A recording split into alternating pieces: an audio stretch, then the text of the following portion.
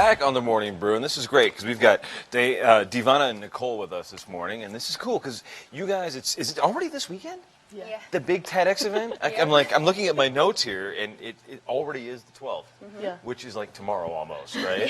Pretty much. I love this. There's the slate. We love that, and it's gonna be at Popejoy Hall. Every year it sells out. I think, is it already sold out? Do you guys know? No, we actually have a pretty good amount of tickets still available, so I would jump on right on now. So. Good. I need to. Every year I'm always at last second calling like somebody I know. Can you get me one? Trying to sneak in, trying to buy one at the last second.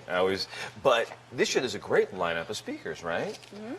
We have, of course, we've got Divana speaking, but then who else is speaking this year? I know Max Baptiste speaking about the future of work, which should be very interesting. What are you speaking about? I'm speaking about a community garden I helped to start in memory of my mom. She passed away a year and a half ago. Tell me about the community garden. Yeah, so it's the Ruth Olivas Community Garden, and it's located in Las Unas. It's at an elementary school, Desert View Elementary. And it's a school-based community garden. Cool. Do you grow food, plants, flowering plants? What do you have? Yeah, so we have 7 garden beds, and let's see, mint, strawberries, jalapenos, cilantro, onions. Ooh, I love it. A lot of tomatoes. The tomatoes did the best. Can I just go rate it and make some salsa right now? I know. I want to as well. Right? So how do you turn that into a TED Talk? And what's the TED Talk idea behind that? Right. So the TED Talk idea behind that is part of, so the community garden is located in a food desert, and which means that there's a lack of access to healthy and affordable foods. And so for me, the community garden, is a way to begin dialogue about that, really talking about transforming our communities in a healthy way. And on top, kind of healing and mourning personally on my part for my mom. Yeah. And so when you sign up for the TED Talk experience, right? They put you through this whole thing of coaching. Right. Yeah. And it's been like 6 months of this, right? Yeah, it's been about 3 months. 3 months. And so what's that like? And what's that whole process like? I mean, first thing you have to have that little microphone, right? The microphone we wear the day of.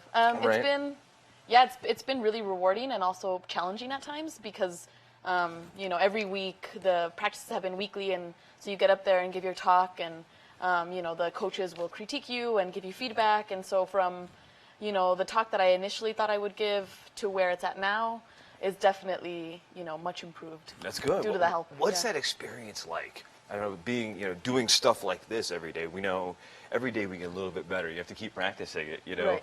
But, for the TED Talk thing, it's like all of it and all this effort goes into that one talk. And is there like this real pressure on you? And do you have it memorized? Do you have cue cards? Do you have a teleprompter? I have it completely memorized, and so I've been practicing it every day for like 3 months now. So at this point, it's internalizing and not memorizing. Right. It's been pretty terrifying for sure. Really? I'm nervous. Yeah. Well, I know that it's not an easy thing to even be able to say, hey, I want to do this TED Talk thing, right? When people sign up for these things, do they have great ideas and you just know they're not going to be a good speaker, or can you actually coach that good speaking out of somebody? Yeah, a lot of the selection process is just going about who has a strong idea or a strong passion, and then kind of going from there. I mean, it's incredibly difficult to choose, and I've never had to, and I really never want to, because it's really hard. I mean, people have so much passion, and how do you choose who can go and who can't? So. Right. And then the coaches, they have to bring out that passion in people, because the talks are between 6 and 12 minutes, more or less. Just about, yeah. And this whole thing is, if you've never been to a TED Talk event, it's this giant event, and basically it's one person on a stage. The stage is black, and you just walk out there, and it's just you with the microphone.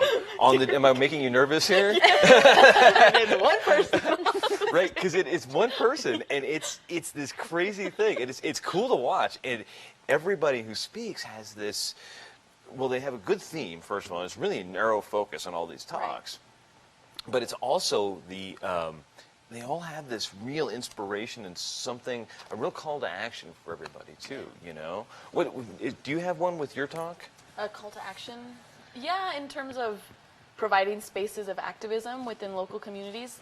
So the garden being a symbol of that. Very cool. And where can we learn Well, what else can attendees expect like throughout this whole event? Because it's a big thing, and there's more than just speakers, right? Right, yeah. So we're going to have performances from a number of different bands. Food trucks are going to be available for lunch, which is always great, yeah. About 12 of them, more or less. Snacks are provided all day long by Flying Star. Afterwards, we've got a party at Tractor Brewery. And of Love course, that.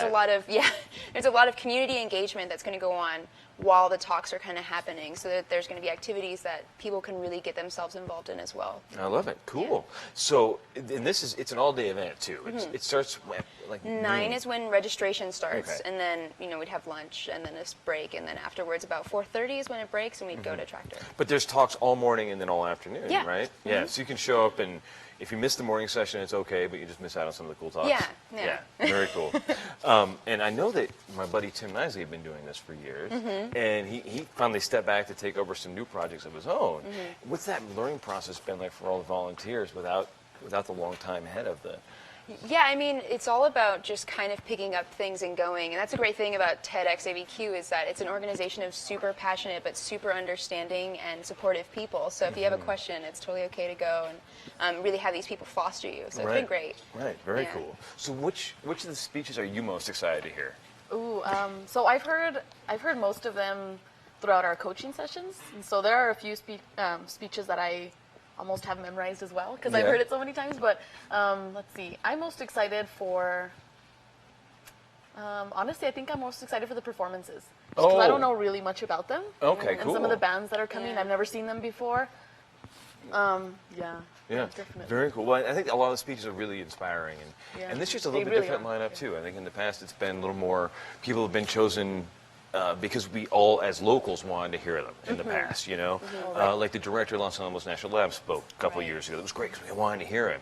But now this year we're finally able to open it up and find the people that we don't just want to have to hear because we're locals, but the people we want to hear because we don't know their stories yet. If that does that make sense? Yeah, that definitely. Yeah, cool. Great. Well, speaking of bands and performances, we got these awesome guys right over here. I love Baruka Tonga.